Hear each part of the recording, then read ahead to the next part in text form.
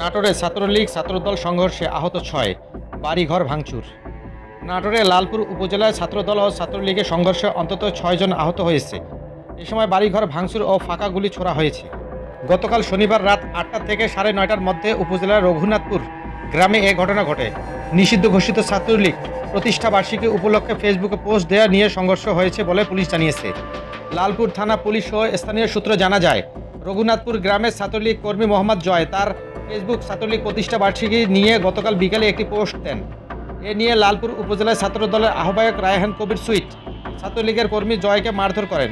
পরে জয়ের স্বজনেরা একত্র হয়ে ছাত্রদল নেতা রায়হান কবিরকে ধাওয়া দেন। ধাওয়া খেয়ে নিরাপদ স্থানে চলে যান রায়হান কবির।